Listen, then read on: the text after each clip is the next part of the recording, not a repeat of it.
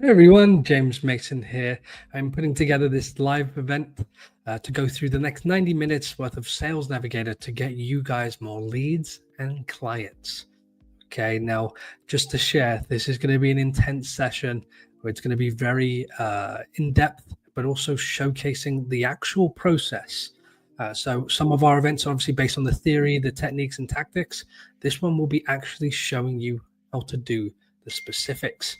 So jumping in, where we're going to start is with your LinkedIn profile. Now, this is always a great starting point, but because before we bring in new people, we should absolutely make sure that we're showcasing all the things we want to, making sure that we have the right messaging going out to the right types of people that we're going to bring in, right? And when I say messaging, I also mean, what does your actual profile say to these new people that are arriving? Secondly, we'll move on to accounts. Account searches are where we search for companies. There's some real benefits to this, and we'll share with you why that matters. And then, of course, lastly, we will go after people, and this is a lead search. So let's just jump straight into the profile, and we can go ahead and kind of begin there. I think it's a fantastic starting point. So let's jump straight into LinkedIn. So from here, the first and most important part of this entire process, I would suggest, is your first impression. Okay, and what this actually means is your profile image. Not so much the cover image, and we'll cover why that's important in a second, but with your profile image, you want to make sure that it's really standing out. Okay, so I'm not just talking about a high quality image. Of course, we want to do that, but if I share with you mine a bit bigger here, mine is done in a way because it's our brand color, but also the logo. We built this company through a personal brand this time rather than a kind of a logo. So we've kept that for as long as we can. Now, I would recommend your cover image can change often, as much as you would like it to. But your profile image should stay the same, because every time you send a message, every time you make a post, this is how most people will recognize you. Okay, so that is one of the most important things. Now, we'll cover in just a moment how all of this kind of comes together. Okay, so with your cover image, especially with LinkedIn, one of the things that actually is a conversation starter for us is a lot of our clients actually ask me, why do I have leads and clients so big compared to the other fonts? Obviously, there's designers out there looking at this going, oh, that's really, leads and clients should be a little bit smaller. The reason we've done this is if you open your own profile from someone's mobile device, you'll actually realize that you can't read most cover images. They might look great, but if you can't read them, and most users, 52% of LinkedIn users, view it on a phone. So you want to make sure that you're able to convert. Now, the way we use our cover image is very simple. We get them in with a hook, we tell them how, and then where to go. So leads and clients is the hook. Helping you turn LinkedIn into profit is what we do. And then the last option is our website, which is where we can help you do that, right? So whether it's this event, whether it's our course, whether it's our done for you services, all of that is communicated there. I think where a lot of our clients especially go wrong with LinkedIn is they try and build these processes that sell from the get-go. And that actually closes more doors than it opens. So with this type of cover and approach, it's very welcoming. In some ways, it's a little bit mysterious. You might wonder, well, how can they help? And that's exactly what we're trying to achieve. So moving on, the next most important section is actually your tagline and your name and even your pronoun. Okay, so these are new things that you can change in the last 6 to 7 months, but you can now add an emoji to your name on LinkedIn. Now, most of you have never looked at your name since the day you made the profile. Of course not, right? But if you go back in there, you can actually add an emoji, and this can help you just stand out dramatically, especially if you make content. The first thing you actually see is your profile image and your name way before you actually see your post. That helps people stop scrolling. So again, if a lot of people get used to kind of seeing your name with an emoji. So just keep that in mind. That these small details can really help you stand out. Okay. Now with your pronoun, this is a brand new feature on LinkedIn. In the last, I say 4 or 5 months, you can now add a custom pronoun into LinkedIn. So of course, a lot of our clients are utilizing that to demonstrate their brand, demonstrate their job title, and and ultimately communicate more about themselves whilst freeing up characters within the tagline. And this is super important if you make content, and I'll cover why in just a moment. Okay, so when you read your name and your tagline, you want to communicate as much as possible, the least amount of words. Okay, so with mine, I'm James Mason. I'm a LinkedIn growth expert. I help you turn LinkedIn into profit, and here's where I do that. If you look at how many words are being used there, it's very few, but it does a very good job at kind of condensing all of that together and maybe enticing you to want to check out how we might be able to help. Okay, so that is just one of the methods that we use to kind of just demonstrate a bit of everything from start to the end. This is how we can assist you. Okay, and moving on, of course, one thing I want to share with this is your analytics. This is obviously something that you can see on my end for my profile, but obviously I can't see yours. And just to share, these post impressions are normally in the thousands. This week we haven't posted yet. So we've been testing some new stuff there. But what I can share with you is your profile views is something you want to really look at, okay? Because the profile views are actually the people here that have seen your profile. Now, this is really silly to say it that way, but it's really important to understand that those 629 profile views are like website traffic. So if your profile isn't converting people, then you're missing out. So whatever that number is, if you compare that to maybe your Google ads or your Facebook ads or whatever other advertising you might be doing, if you paid for 629 people to arrive, it's a pretty hefty sum, right? We want to make sure that we're guiding these people to the right place before there's any issues. Okay, moving on, post impressions. Now, this is where this section matters the most. The first name, the pronoun, the cover, and the tagline. This is what gets seen when you make a post. Your profile actually isn't visible. Your cover image isn't visible. Only your profile image and your tagline is visible when you make a post. So I always like to remind our clients of that, is that you actually want to check when you're making content that your direct traffic increase, because if you include your website URL, people can literally type it in. Okay, so that's just often skipped over. So yeah, so moving on, we obviously have the about section here. And of course, if you guys have any questions throughout, we have pre-asked, as many of you know, most people cannot make it to the live event when they purchase these tickets, as you can imagine. So when that's the case, we like to make sure that we answer some questions ahead of time. That way, those people get to ask a question as well. And of course, any questions you have after, you may send to us as well. So moving on with the about section here, this section is dedicated to telling your founding story.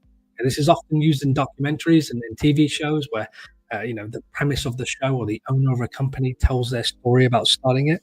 This is your section to do that for your industry, your business. So make sure you utilize it well. In my case, right now, we're dedicated to adding people that are running paid ads. The reason for that is LinkedIn ads are immensely expensive. And what we specialize is getting away from them. I've previously sold another agency where we were stuck in the relentless cycle of paid ads. So this founding story should speak to the people that we're bringing in. And eventually, as they run through my story here, you can actually see that they get here. So we can obviously share with them a little bit more about how we can actually help them further. Okay, so you want it to feel friendly, genuine, not a pitch. I often see our highest paying clients actually have a copied and paste about section from the website. It's not the place for that. Okay, and that's really, really 2005. So we need to update it. We need to tell a story and get people connecting with you before you've even spoke with them. And this is far more likely to increase calls, increase leads, and everything else. Okay, so moving on, we have services, and this is only if you're a premium member, so you won't spend too long. Whilst most of you will have Sales Navigator, I hope, we have seen just from our pre-based questions, many of you are asking, is Sales Navigator worthy? So I understand many of you are here to see the impact of what Sales Navigator could bring to your business. So we won't spend too long here. But within here, these are one of the major benefits. You get to list off your services, okay? So when you do this, LinkedIn actually can recommend you to projects.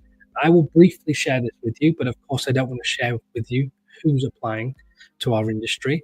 Within this page, you get requests. Okay, and this is because you're a premium member, and you can see here. I'll only show this person for the time being, but you can see that they're looking for brand marketing. They're based in Singapore, and you can see that they're looking to improve their brand perception on LinkedIn. He's an individual, and he's looking to get started this week. So for this individual, probably recommend our course, right? It just seems to be best suited. We share a lot about how we can improve your brand on LinkedIn there. But as you can see, we have plenty of leads coming in through this. And once you set this up, not only can it guide your traffic when people are viewing your profile, more importantly, it can also generate new leads because you have it set up. Okay, and then also further down in the featured section here, we have the free webinar, which is something that we do, which is not these by any means. We have the LinkedIn lead generation course, which of course you guys have got a discount code to. We have our LinkedIn newsletter. Now, what we're attempting to do here, and we've had this there for the last 6 months because it's crushing it, is we're trying to give people options and reasons to get in contact. Now, as you can imagine, based on my cover image, we're only interested in doing two things: generating more leads and getting more clients, whether that be for our clients or even for ourselves. Okay, my team like to stay busy. So with this in mind, we give people 3 completely different options on how they can tell us more about their industry. Okay, so when we do this, this helps, just the entire process in helping people get in contact. And if you're a reader and you like reading posts and long form posts, well, the newsletter is fantastic for you. If you like watching like this experience, then of course the course is for you in your own pace. And the webinar, these free webinars are a bite size of what you're seeing today. And we don't go into much detail, of course, as you can imagine, but they're used to sell event tickets. So many of you may even be from one of our free events, and I thank you very much. So, and then of course you have further down your experience. We want to communicate this in the best way you can. And just to share, when you have those skills and services connected to your profile, the more endorsements you get from clients, the more leads you will generate. Okay, so that's just how LinkedIn works. That's one of the methods in which kind of LinkedIn uses a quality score. The people that have the most engagement, they typically see the most success. Naturally, how these platforms work. The more you invest into the platform, the more the platform gives you. So let me go ahead and open Sales Navigator here, and I will have to stop sharing my screen for just a second. And of course, we will now look to jump into Sales Navigator. Now, before we take this big step, I encourage you to get a notepad. You will receive a recording of this event. I know how in-depth it's going to be. So fair warning for you guys. We're going to start with about account searches. This is where we search for companies. Now, there's a major reason why we do this. So even if you're looking for individuals, I'll be sharing with you why it's so important to search for the companies first. And then secondly, we'll be doing leads, okay? But there'll be so much more covered during these phases. We'll cover the two initially, and we'll dive into some of the extra strategies around them here. So let me just jump into Sales Navigator, share with you kind of the basics and overview of what we look at before we even get started. Okay, so if you've never used this before and it's not going to go to this level, I'm sure many of you have it, but of course I want to just cover the basics and the fundamentals. So most users, 98% of these users will click lead filters straight away. And most of you have probably seen this page. You've probably tried to search for some people, or you have successfully searched for some people, and you haven't really explored much else. Now, this is super common. The lead search is fantastic, but our favorite is actually this tab here, an account search. Now, we'll cover lead search in just a moment, but with an account search, there's so many filters here that even though it looks less, they might even be more powerful. So the first thing to look at is annual revenue. This is a stat that actually got removed from LinkedIn 3 years ago for people. So you can't actually look up what an individual makes anymore based on their profile, but you can for the company. Okay, so it does start from $500,000. You can't really set that as a maximum either. So there is a bit of a limit in the sense of above.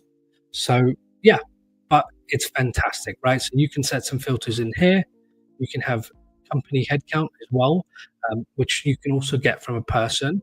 But the main reason we use this is for some extra benefits such as this: job opportunities, hiring on LinkedIn.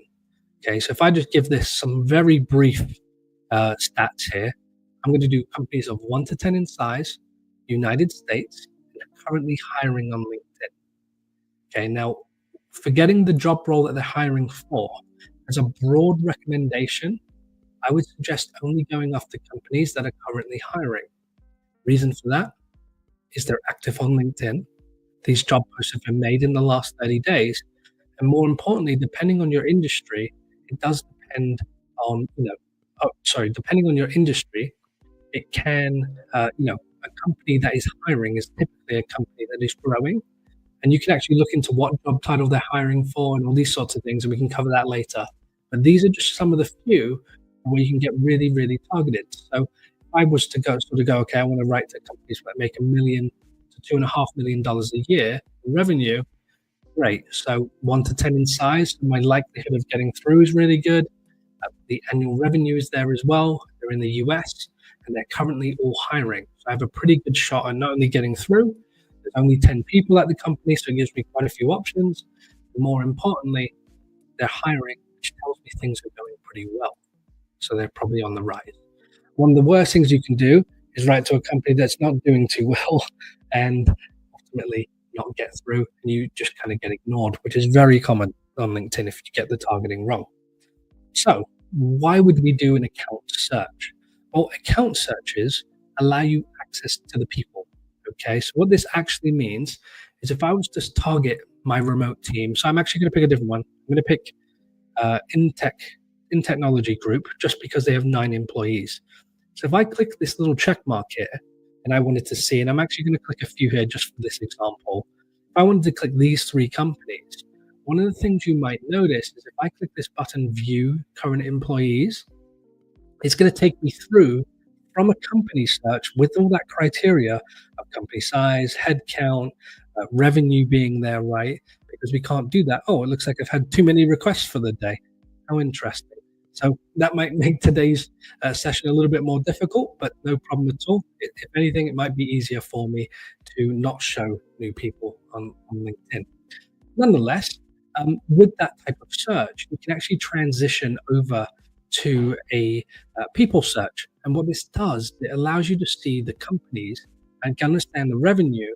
And then more importantly, it allows you to showcase the people that do not advertise themselves on LinkedIn. There's typically 2 groups of people on LinkedIn.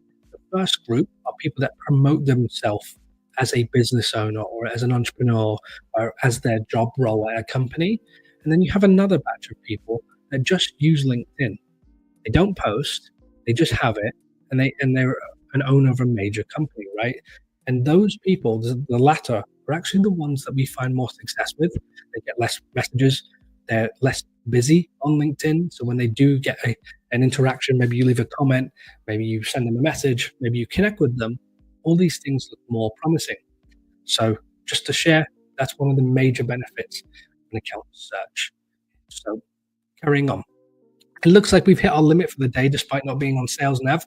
We're actually covering this later in the session, so you'll see how we can actually get around that when these things happen. It doesn't mean you have to stop what you're using for Sales Nav. If you happen to start this fresh, you'll find that these limits are very common. They happen every day and depends on how many searches you do. I'm very surprised that ours has popped up, even we haven't been up today. That being said, we'll cover how you get around that later and what options you have to sort of improve yourself. Now, to cover the lead search. Now, this is where we search for people. Now, you've got this section here on the left-hand side, which almost all of you would have used before. They allow you to search the company, the roles, the personal elements of this, and we'll cover this in a moment. With workflows as well, you can have things like people you've interacted with, right? So if you've both commented on the same post or you've had a conversation, LinkedIn actually tracks all of this. You can also upgrade your LinkedIn to be a CRM. We'll share with you actually how you can do that without upgrading, because it's immensely expensive to do that. Lead lists, account lists, we'll be covering in just a moment. This is where we save searches. That way you don't have to keep hitting those limits again and again. And then persona as well. This is things you can set up. It is new, as you can see. We haven't truly tested it yet, so I wouldn't recommend it at this time. any of the newest features on LinkedIn, typically let it season in, give it 30 days, 60 days. You'll find often that LinkedIn puts stuff in and remove it pretty quickly just when things go wrong with it. Then post it on LinkedIn. Now, this is one and the only stat that you can see that showcases whether someone is active from Sales Navigator. Okay, so what this means is posting is just one element. Now, consider what industry you're in. Okay, because if you're in an industry like anything medical, anything in insurance, anything in like law, or even finance in most cases, these industries typically post a lot less, if at all. Doesn't mean they don't use LinkedIn, just means they're not posting. So just keep that in mind. Depends who you're going after. If you're going after like agencies, then you're going to want to focus on the people that are most active, of course. And we can look at that as well. Shared experiences. This is one that we love to use. This means we're in the same group, we've commented on the same post, we've engaged with the same stuff, and we're probably very similar with the things that we like on LinkedIn. You can typically use this, when you're, searching for prospects. Past colleague. This is a fantastic little hidden option. This is where we can type somebody in and find their past colleagues. We'll cover this later. Connections of. This is one of the most powerful settings within the platform. Almost everybody we speak to never used it. What this allows you to do is actually type in somebody's name. This could be a competitor. This could be a previous happy client. And what it allows you to do is find the people that are in their network already. So from a competitor's perspective, this allows you to type their name in and actually show and find the people that they've been engaging with. So if you know you have a competitor that's twice the price of you, yet your services are very similar, I'd look to go after the people that they're booking calls with and adding to their network recently, because if they can't afford them, they might be able to afford yourself. And then equally, connections of, or your happiest clients, allows you to give a warm outreach to people they actually know. Now, this takes a bit more depth. So if you were to use this, I would click open, type in your customer's name, and then what you want to do is actually mirror the persona of your happy client. Okay, so if they were an owner of a tech business with 1 to 10 employees and they're based in London, England, as an example, what we want to do is type their name in and then find someone that's in the exact same industry, in the exact same city.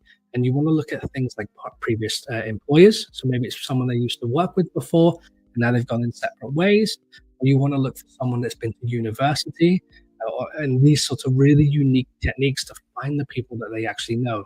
When we show this to clients and we show them who their happiest clients know, we drop them a message to share with them the details, how we helped their person they know in their real life. Works fantastically well. You can do that in two ways, by the way. You can do this research, and then you could kindly ask your client to introduce you to a specific person, which is the way I prefer to do it, assuming your customers are happy to do so. Or the latter is you can kind of create a creative message where it seems like a happy coincidence that you both know the same person and you just so happen to have great results and a great experience with that person of the past, right? So these are the things that you really want to look at. And then up here as well, they call it buyer intent. It's a little bit silly, but it's people that follow your company. This is one of the most overlooked things on LinkedIn. If you have a company page and it grows, you've almost never looked at who follows the page. This actually allows you to do so. So you can actually see who's following your page, especially recently, and look to kind of get in contact with them personally. That's one benefit I would share on LinkedIn, is if you're doing stuff like corporate-wise or company-wise, be sure to outreach even to them personally. This works even better with ads. We won't be covering that today, but I'll just drop that in there, that you can actually do this against not only your own ads, but also competitors' ads if you're running them on LinkedIn. And then, of course, viewed your profile. Now, this is always a fun one. Everyone gets notifications to see who's checking them out, but within here, you can really do some really unique stuff about seeing who's checking them out. Okay, so jumping in to the next thing. So with an account search and a lead search, of course, we've hit our limit for the day, which is hilarious. So we won't be able to do too many of the searches. I think we can get through with an account search, but maybe not a people search, which I actually don't mind. The settings are still there. Everything we would do is still there. It just means I won't show strangers on the screen, but I'm sure you guys wouldn't mind that. So before you do these searches, one of the things I tell all of our clients, and this is what we do for clients, is you want to have some form of organization ahead of time. And what this means is you want to think about, where am I going to save these people so I don't have to go off and find them again? And you don't want to use a spreadsheet. You don't want to use another tech tool with another monthly cost. It's best to do this completely within Sales Navigator. And if you're one of these people that kind of has Sales Navigator for 2-3 months, you do your research and then you take that data and you kind of write to them and you see how it goes. With you keeping this in the platform, the moment you renew your subscription, all of that information stays. And it also helps you even further. It continues to search the platform. So let's jump into an account search, or sorry, accounts, and I'll share with you how you make different saved searches. So within here, you can actually click see account lists. If you don't have any, it will ask you to make one. Okay. And here's how you do that over here.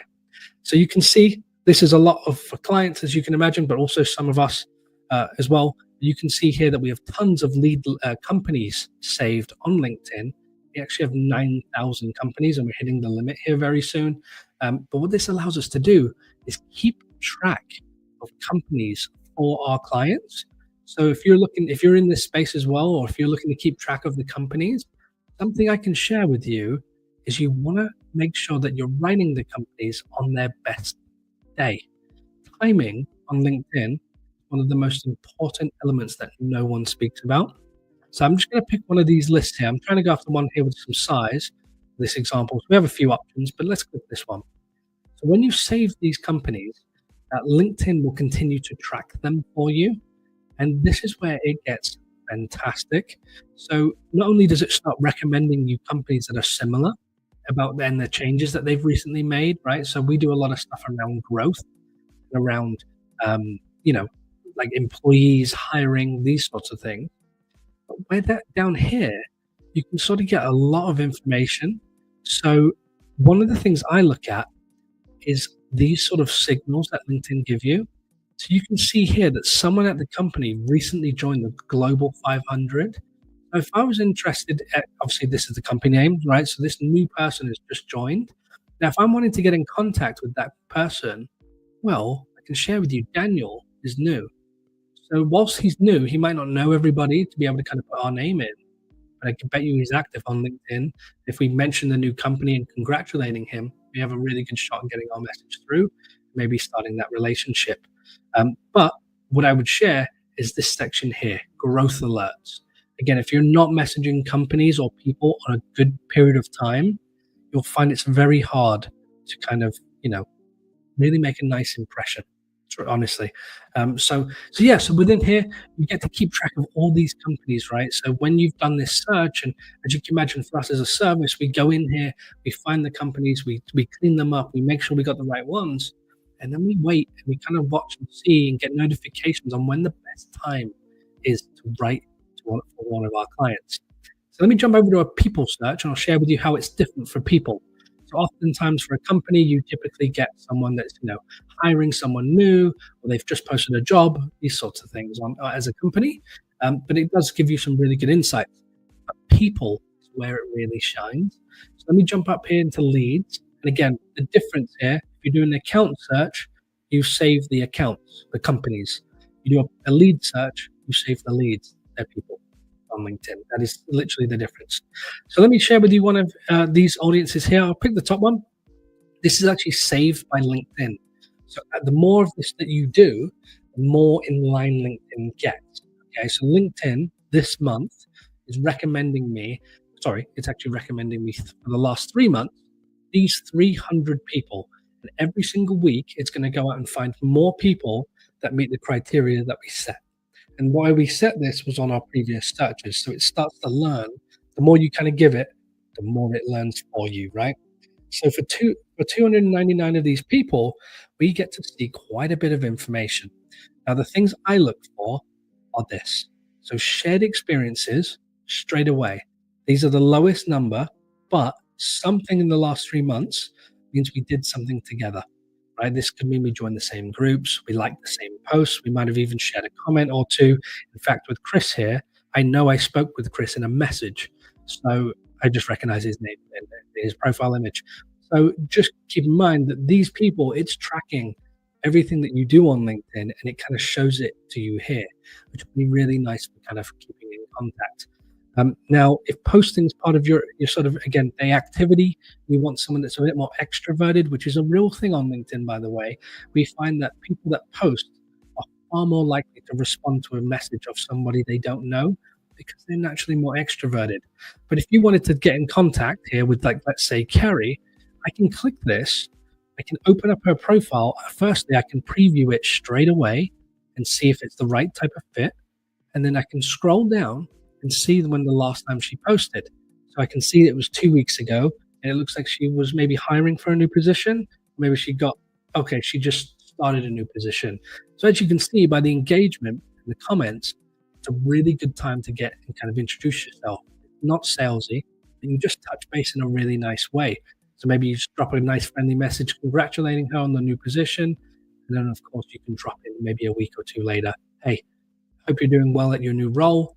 I'm sure as the dust settles, we'd like to chat to you about X or about Y, right? So you've given it the context it needs before you've kind of dived into the kind of, no one likes to be pitched straight away. So these are really nice things to keep track of. And more importantly, just allows you to kind of get to them when it's a good time. And you can set up notifications for this, by the way. When you build this, it will ask you if you'd like notifications to your email. So if you have a very, very niche audience, you can literally be emailed the moment that they have, made a post or something's changed and these sorts of things. So yeah, as you can see, we have hundreds of people saved, thousands of companies saved because we keep an eye on a ton, not just for us, but also our clients, right?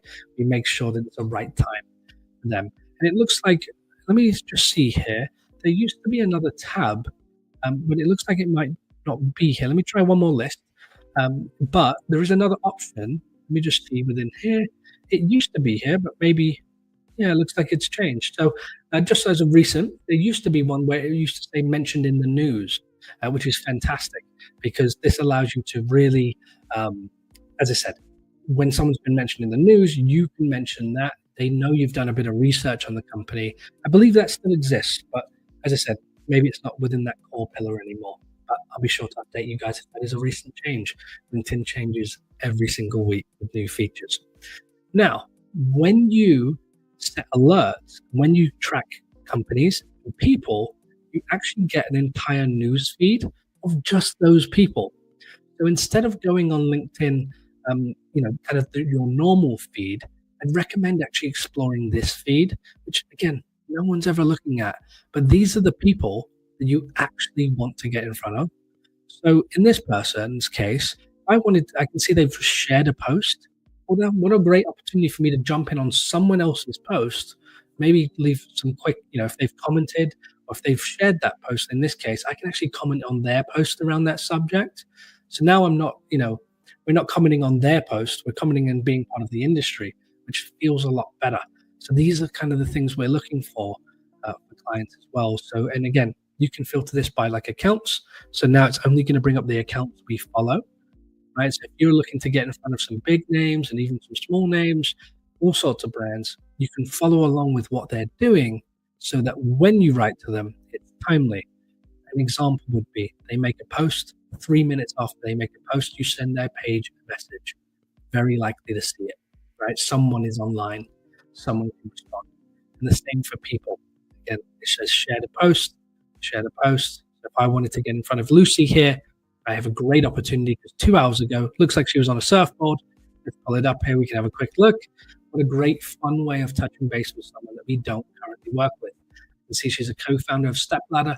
It looks like it helps people reach their financial goals. Great. Maybe we can tie this to the type of post she's doing, right? Touch base in a really fun way. I'd probably try and do something creative like Stepladder with taking a step with surfing or something fun, right? So she knows that we've done a bit of research beforehand.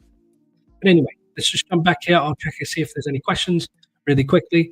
And just kind of check in. Just so you know, if you have a question at any point, feel free to put it in the YouTube chat. Hey, Liz, I can see you there.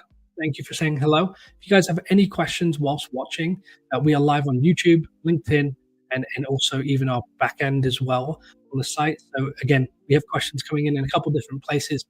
I do plan to kind of cover the core basics, Often we find with these events that if I answer questions in the middle or even at the beginning, often they get answered throughout the process. But of course, if you have any now, feel free to let me know any questions on profiles. If not, we'll carry on with the process and the kind of the entire sales navigator experience. So whilst I know this entire event is based on the Sales Navigator, I want to share with you here really briefly how regular LinkedIn can actually play an effect with Sales Navigator, because it can open the door dramatically to what is possible. Now, I'll have to share a couple different screens here, so I hope you guys don't mind if it kind of goes off and comes back on. But within this section, I want to share with you how we can really get creative with who you're finding. And this is where you probably want to start taking some real notes. So this one is a technique that we like to call as private groups or private clubs. Okay, so on LinkedIn, if you click on My Network, and this obviously on your profile, and if we go down further, you can see that we're in groups. Now, if you're not in any groups, I highly recommend you start getting in them. Okay, now I'm going to just share with you the different groups that we're in. Of course, some of these are all clients, as you can imagine, so they'll be very different. But I can actually share with you live here. We have quite a few app development companies at the moment, and hence why these two are at the top. Now, if you're looking for someone that's looking to create an app, or someone that invests in apps, which is a two-pronged side for a lot of app developers. People have an idea but don't have the budget. Well, if you can help with that, fantastic. Also, the other way, they have the budget and they have an idea, but they don't know who to technically use. Real problem for that industry. So within these, we can actually take this group as an example. And in fact, I'm just going to use this small business one just for the example, because again, I don't believe the people are going to load at this time, but that's no big deal. So to do this, you want to copy the name or remember the name. So sometimes with LinkedIn, you can't copy and paste within Sales Navigator. So just remember the group that you found that you want to research. So if you haven't picked up yet, any group on LinkedIn that you're in, you can actually dissect who's within there and find the people you're looking for. So it's absolutely so powerful. Okay. So jumping in, this is actually a lead filter or lead search. And what we want to do is just go down here and you want to click groups. It's absolutely buried right at the bottom left. And it's the second to last option on LinkedIn. So again, I'm going to try and paste this, but it looks like it hasn't found it, right? So what we want to do is actually type in the actual group. Now, I just remember the first three words. Typically, you don't need to remember the entire group name. But if I click this, it's not going to open at this time because it says too many requests. This is a real problem with Sales Navigator. I'm very surprised, as I said, we've done plenty of these. But what would typically happen, and just so you know, we've had some issues in the past where we start showcasing strangers. So I'm not actually that bothered that it's not showing strangers on Sales Nav, as you can imagine. Some people don't like to be shared on screen. So, of course, with this group, what we could then do is say, okay, well, we know that they have a subject matter. Now, this one doesn't make too much sense, right? We know they're a small business. We know they're in a LinkedIn group. So for us, it obviously makes sense if we work with a smaller business, we know they're on LinkedIn in a group, we can start connecting the dots for our industry. But as an app development industry, as an example, if I just jump back, oh, apologies, I think you're still stuck. 1 second, let me jump into Sales Nav here for you. Apologies, I do, with the tool that we're using, we have to share it one window at a time. So I think I caught that then. Thank you for letting me know, by the way. So yeah, so with the group here on the left-hand side, you can see that when you type this in, you now have the ability to dissect that entire group. So if you found like an app visionary group or a group that's directly around your subject matter, a very simple starting point would be plug in the group and then click post it on LinkedIn. Now you've just found all the people that like that subject matter that are also active. And they're extroverted and they're most likely to respond to you on LinkedIn because they like posting, they like reactions, right? And they probably enjoy networking ultimately. But if you want to dissect this even further, you could. So you can go into industry, you can go into location even further and start to really dissect who's within the group. Now, that one that I picked has 335,000 people Obviously, we can't utilize that. We're looking for the top 400 people this month, right? So if you were looking or interested in that group search, I'd recommend looking to build a list size of about 400, and then you can add them on LinkedIn and start having conversations with them. But trust me, this type of approach is fantastic for dissecting brands and seeing, oh, sorry, dissecting groups and seeing who's actually within them. You'll be very surprised. We actually find that the best searches of these are the ones that are private. So you want to find private groups, the ones you have to be approved to get into, not the ones that are public.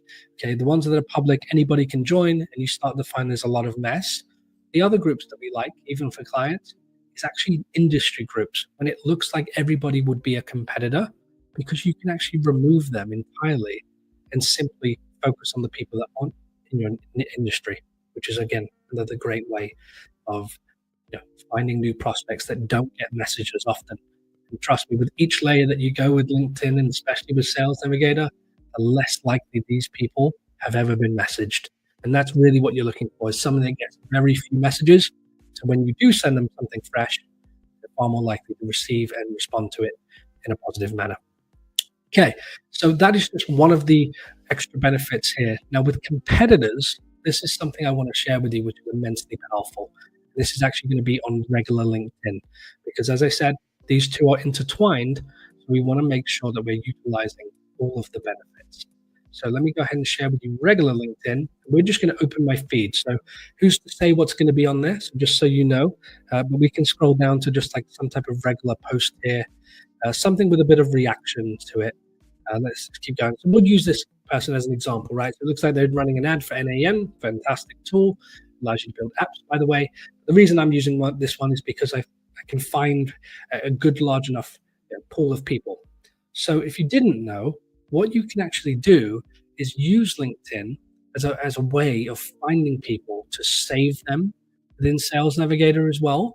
So if I was interested here in adding this chair, or this entrepreneur, Michael, I can open his profile, and I'll just share this with you here really quickly. I'll share my entire screen, actually. That way we can, you guys can see everything at once. There'll be quite a few jumping around here.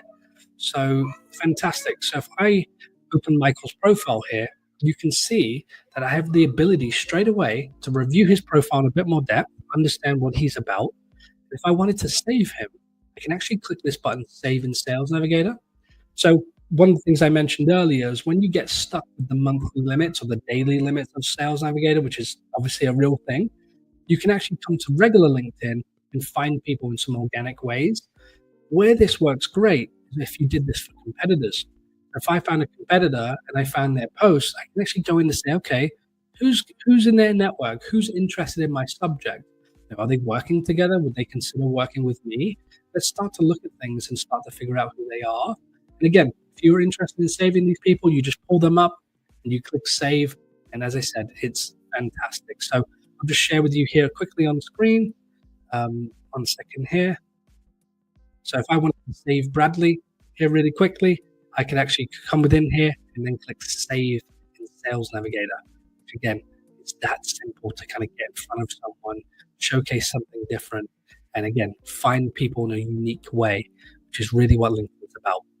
So just to share again, if I was to do this, 1 second, I'm not sure why this isn't sharing the entire screen. Hopefully it will do, but nonetheless, it looks like that feature is not working, so we'll do it one by one.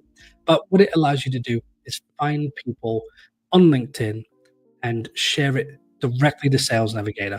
So when you have those people, I'll share with you how you find them. Okay, so if I open this, share screen, I'm going to share my screen here, and then we're going to do Sales Navigator. So it looks like it's not sharing at the moment, guys. So apologies for that, but technical issues do happen. But ultimately, what happens is they arrive as a saved search inside of a list. So this means you can find them again, and again, it starts to track them like we covered earlier. So again, really powerful stuff there. Fantastic. So then the next thing, we'll jump into some questions because I can see them coming in. I think you guys can hear LinkedIn as well. So if you have any questions about anything we've covered now, please let me know. And you can message me on LinkedIn directly, or you can send us an email, or if you're in this live chat, you can do that as well. We typically are able to see them all. So, yeah, fantastic. So let's jump into the first question. So this one says, how do you recommend setting up saved searches for maximum efficiency? Okay, well, just as I kind of covered there, what you want to do is actually organize it from the beginning. So before you make a big step, before you jump into kind of finding the people, which is the exciting part, everyone wants leads and clients, right? Straight away, really take the time to understand how you could dissect them. If you're finding them through some of the methods like I just mentioned, like a competitor, make sure that list is named as a competitor. That way your copy and your messaging and your whole approach for those individuals is adjusted. Otherwise you'll find that you kind of get confused. It gets way too confusing, and we see this with some of the biggest teams in the world that we've worked with. It becomes really hard to make it kind of stick, make it right. Okay, so that's one of the things I would definitely recommend keeping an eye on and making sure that you're separating it for efficiency in advance. Otherwise, you'll just get overwhelmed. Okay, so wow, we have quite a few questions coming in. Fantastic. So the next one, can you share your best practices for using Sales Navigator in an account-based selling? Of course. So with account-based, as I said, much like people as well, you want to make sure that if you are going to pitch somebody, it's on a good day. Now, everyone has good and bad days, but there's some things on LinkedIn that can really indicate that they're having a good day or a good month or a good time, like just a good period of time. Now, the obvious would be target that company, save them in an account search on LinkedIn, and then look to wait and see when they post something positive. If their company just got invited for an award, or if their company just got invited to a press release, or they just announced a press release, or they just hit a milestone, these are fantastic opportunities to kind of help them get to the next one. So you utilize their good news, they see that you've paid attention, and now you've introduced yourself on a good day, which I can't tell you how important that is. If you catch someone on a bad day, trust me, with outreach, you'll know about it, right? And we've had the same people, a year will go by, we'll message them again, and they'll apologize for how they dealt with us the first time. We just caught them on a bad day. And as I said, that's the reality of human beings in the end. But if you were to target account-based search, especially, and you want to sell to them, the only way to do it would be wait and track them for a good day. Assuming you do that, you'll find a lot more success. Same with people. You want to make sure that they're posting and things are going well. If they've recently announced they're hiring, again, things are growing. People aren't hiring if they're not growing or the company's not in a good, stable spot. So utilize these signals as a way of introducing yourself in a place. As I said, timing is everything with outreach, literally. So fantastic. So I can see there's a bunch of questions come in. So we'll cover these at this time. Of course, I do know for the VIP people, there will be an extended Q&A that will be early next week.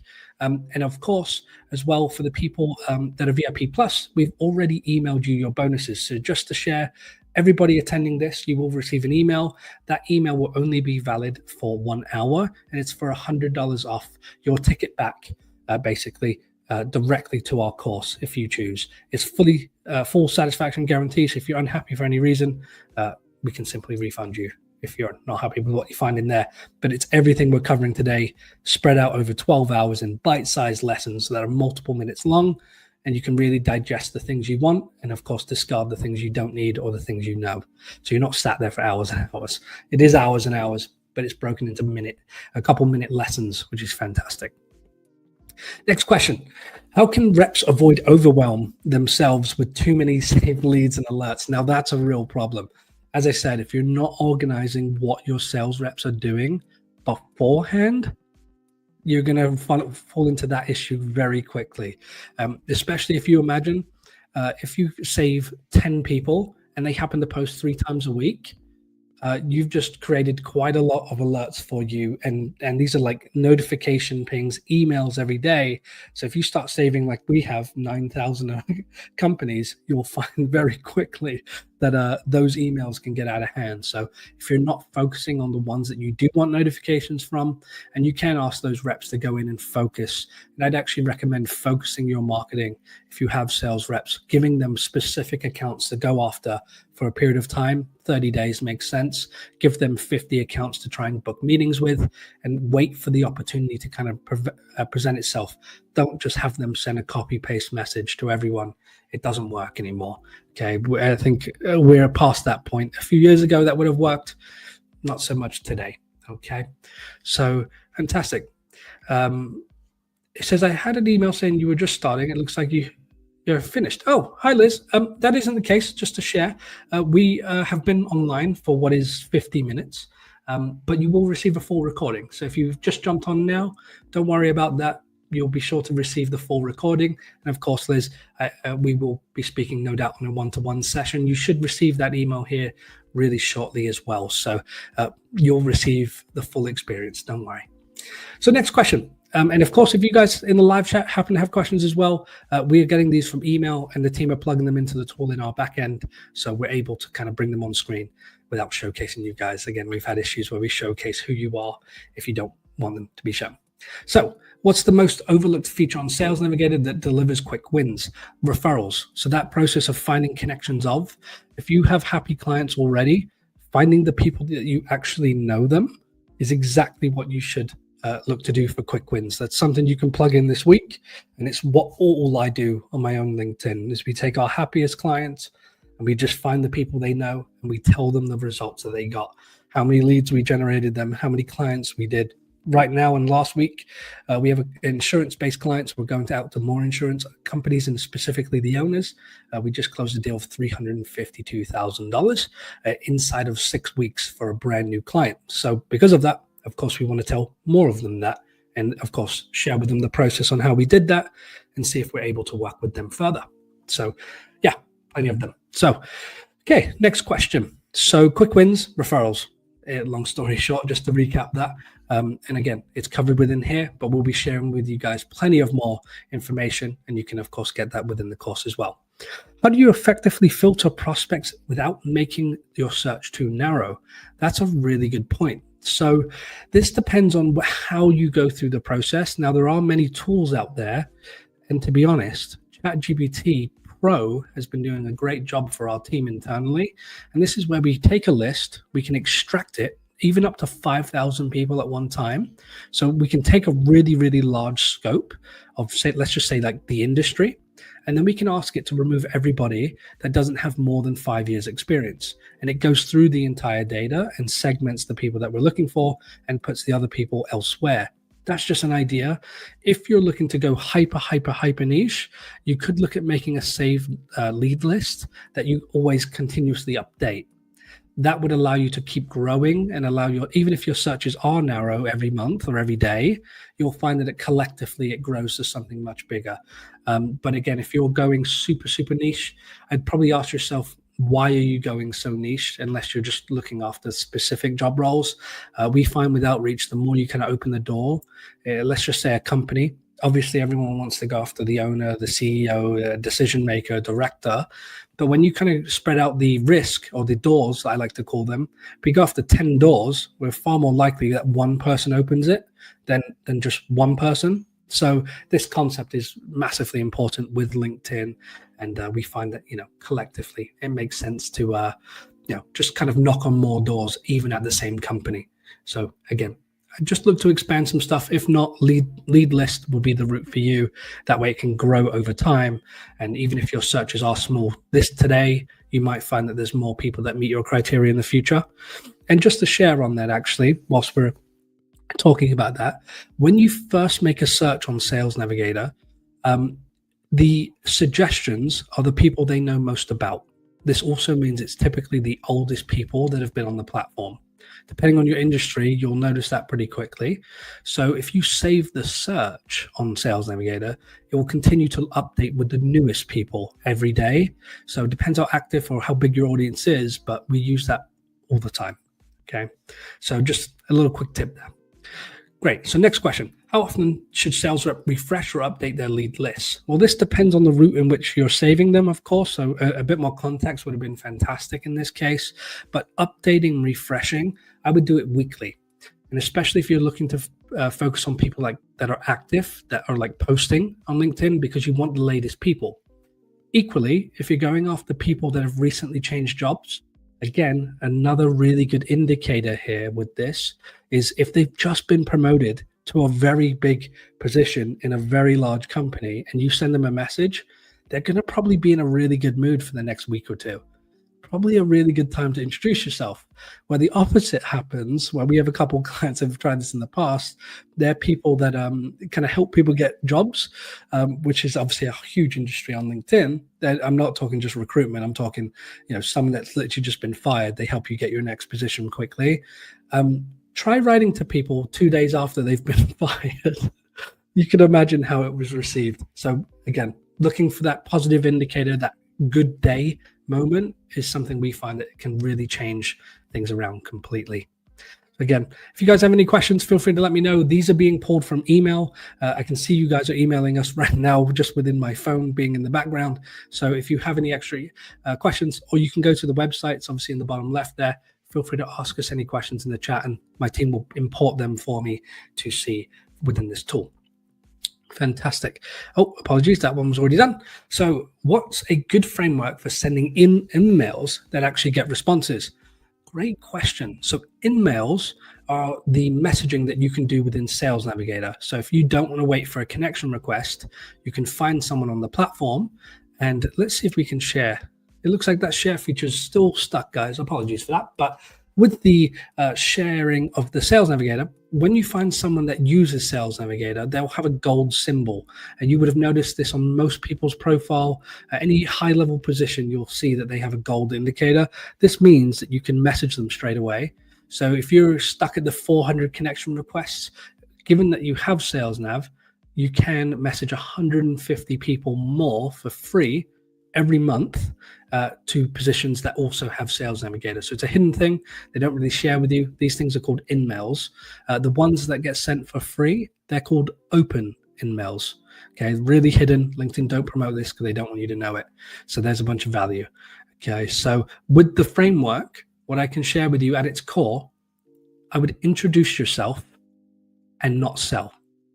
I'm not kidding when I say this. 95% of people use an in-mail to pitch a service, and it is received better, and it does typically get resonated a lot better because they know you've paid to send them that message. So you do get a lot more responses. You do get people, and the actual message is in bold when you get one on LinkedIn. And also, as I said, it's in bold, and it's always at the top of their inbox. So you've obviously utilized that. So because of that, what this allows is for you to obviously send a message without needing a connection request. So you don't need them to go through that process. If they get many, they don't see them, these sorts of things. So you immediately message them. Just to share, it does send them an email as well. So when you send that message, LinkedIn email them for you with that message being shown as well. So in case they don't know their login or they don't check it often, they can actually respond to the email and you'll get the response within LinkedIn. So really powerful that way. But as a framework, I'd introduce yourself. I would look to start a conversation. Something to share with in-mails is you get one chance to send them, only one opportunity, unless they reply. So if you just pitch and you send them a link and they choose not to respond, you'll never be able to message them again unless they connect with you. Okay, so the difference is if you start a conversation around, maybe you do some research before, we get an indicator, then you look to put that in front of them. I would highly recommend starting a conversation, because if they reply, you can begin to have a conversation with them. You can talk back and forth like a regular chat and regular connection. Really powerful stuff. But don't pitch, look to introduce yourself. Really, really positive stuff. I can actually see the next one's about icebreakers. So how can you use reps? How can reps use icebreakers to personalize outreach without sounding scripted? This is something we see time and time again. And again, LinkedIn has automation options, but personalization, more than personalization, timing is something we find more important, which is why I've mentioned it throughout this entire live experience, is because of how much of a difference it makes. Personalization, really quickly, can be kind of creepy. Okay, so if I share with you, hey, I see that you liked Matt and Sarah's post last week, and I think we could, it's kind of strange. Like, that's never going to resonate with a stranger. That's just going to seem really, really weird. And you'll be surprised, many of our clients do these types of techniques or have tried many of these types of techniques. And it just seems strange more than anything. So with icebreakers, again, just make it be a conversation. Take note of what they're doing. If they've made a post recently and you want to comment on it, I'd actually comment on the post before you send the message, because the icebreaker is the comment rather than the message that you send. I almost like to use that as a continuation of whatever their post was. So I'd look to do some unique stuff like this, and that's how it's not scripted. It's if they make a post about something in your industry and you leave a comment, they respond, and then you carry it on in the private chat. That's a fantastic way to get into a conversation with someone, and it seems genuine because it is genuine. Yeah, but obviously there's a strategy behind it. Okay, fantastic. So we have quite a few more questions. It looks to be maybe 10. Wow, that's really nice, guys. So again, if you have any more, feel free to send them to us. If we don't get to your question in this moment, we'll be sure to follow up either by email or in our one-to-one session. So again, not everyone likes these Q&As, but whilst we have questions, I'll continue to answer them. And then, of course, we can chat about your specific business one-to-one. Okay, fantastic. So how should sales teams measure ROI from SalesNav? Okay, well, to me, it's very simple. How many leads did you get, and how many clients have converted in a period of time? That to me seems pretty straightforward. Of course, you can track messaging. Now, something I can say with LinkedIn is a lot of the clients that you can get do come from conversations. So you could track how many conversations they're having, especially if you have multiple. But again, if it's not converting, if it's not getting replies, responses, booked calls, you've probably got something wrong with either your approach or the people you're messaging are not active. That's the two most common things we see. Best of luck. For small teams or startups, how do you justify the investment in SalesNav? Great question. So as part of this event, you will receive a link from us where if you haven't used SalesNav or you want to create a new account, which is something you can do, you get 2 months free. So that's just a freebie and bonus. As being part of our network, we like to offer that to everyone. But how do you justify the investment? Well, to justify it, I would do an immense amount of research the moment you get it. SalesNav's one of those things. It's too easy to get it and then not invest the time. You invest the money, but you forget to put the time in. So I'm glad that you're here, and you'll be able to learn a ton from this session. And of course, all the follow-up information we provide you.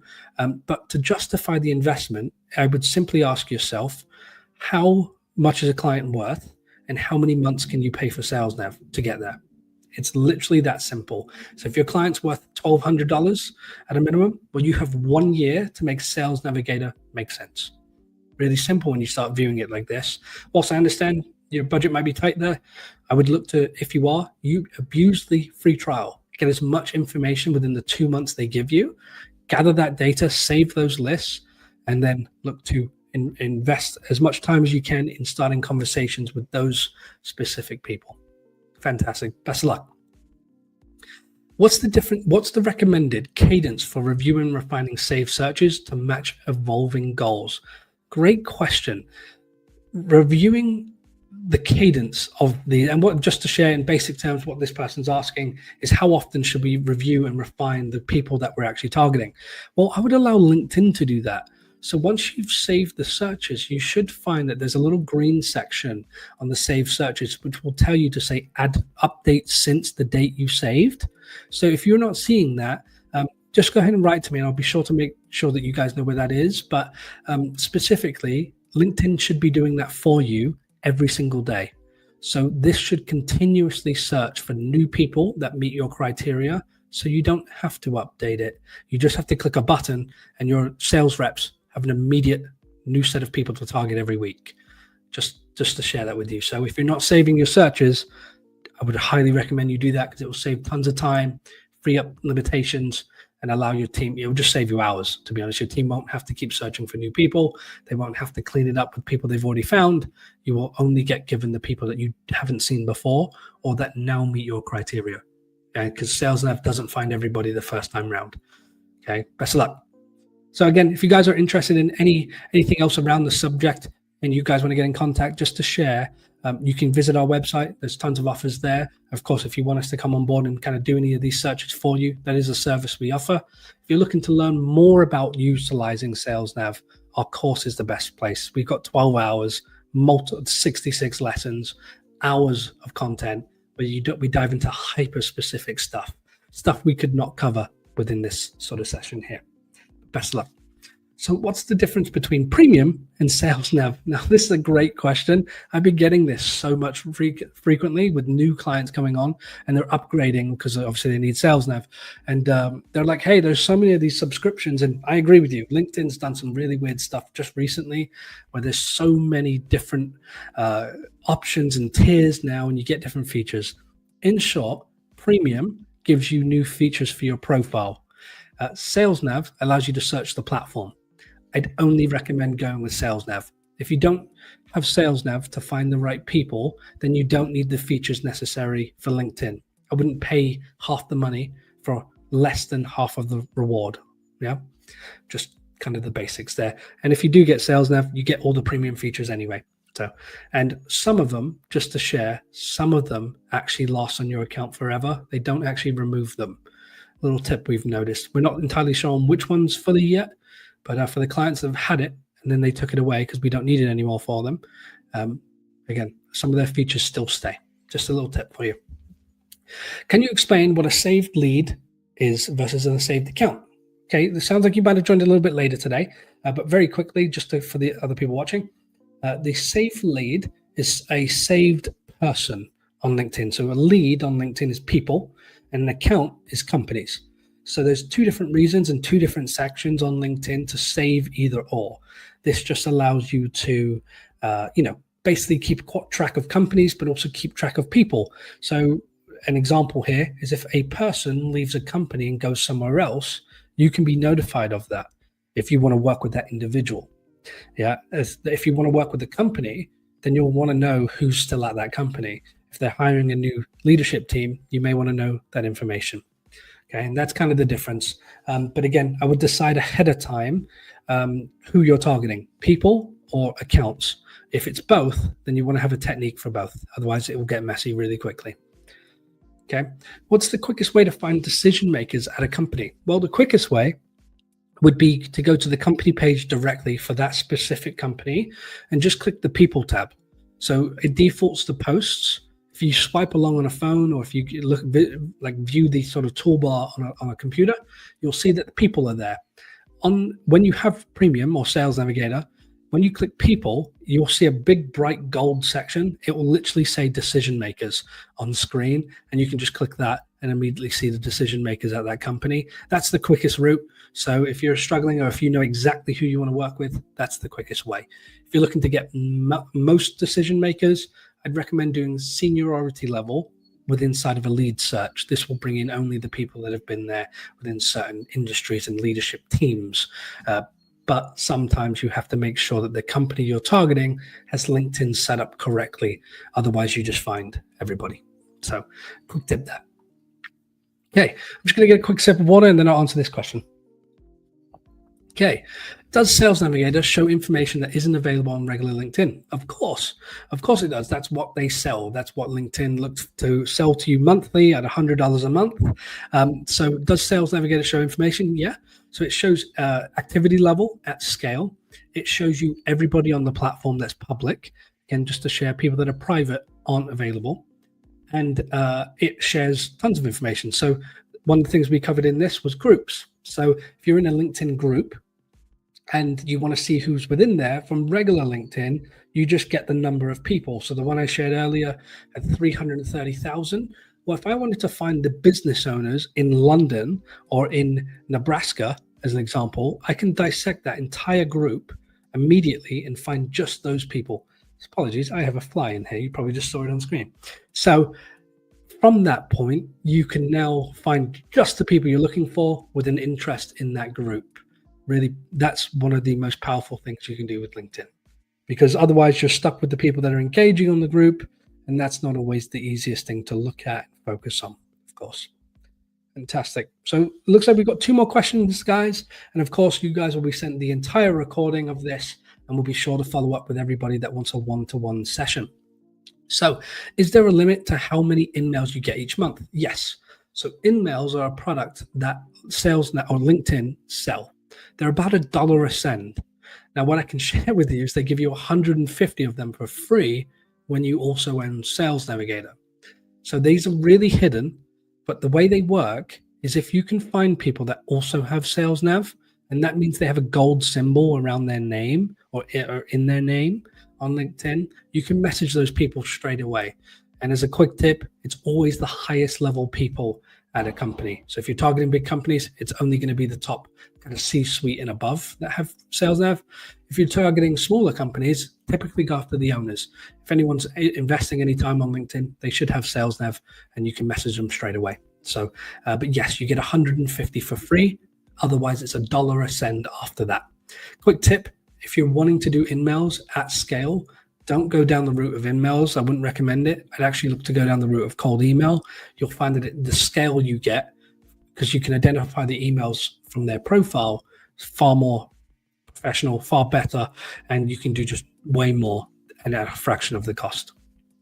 Fantastic. Looks to me like the last question, unless anyone's got some last minute ones, I'll be sure to check our email just personally before we get off, just to make sure that everybody is getting a question answered. If your question hasn't been answered in this experience, we'll be sure to follow up with you by email. Okay. We would like to make sure everyone gets their questions answered. And if we're having a one-to-one, of course, you can wait to ask it there. What's the easiest way to keep track of conversations started through in-mails? So in-mails get buried within your inbox, okay? So that's really, really hard. So within LinkedIn and within Sales Nav, in the top toolbar in the blue, you'll have messaging. That should track every message you send through Sales Nav. So that can be kind of your CRM in that moment, and that will allow you to, of course, show, see all the messages you've sent, be able to track it within there. I'd highly recommend only importing the people that you have had positive responses from into an external tool. Otherwise, just allow it to live within LinkedIn, because you might find to sell someone through LinkedIn, you need more conversation than you would expect, even than by email. Email is pretty short and snappy. Hey, we're interested, let's book a call. But with LinkedIn, sometimes it can take a little bit more just to kind of get someone to feel confident and comfortable enough with that in mind. But anyway, guys, thank you so much for this session. I really appreciate everyone that purchased a ticket. Excited to see you in the next one. And of course, to the people that we have a one-to-one, I'm really excited to share that with you. You should have received your bonuses whilst we were live today. In case you haven't, we'll be sure to follow up with everybody tomorrow to ensure that you get all of your bonuses along with this recording. This recording will be available on YouTube for the next few days, and then we simply make it unlisted, and we'll share with you the private link in case you want to come back to this session. Anyway, thank you guys so much. Speak to you soon, and I hope to see you in a one-to-one shortly.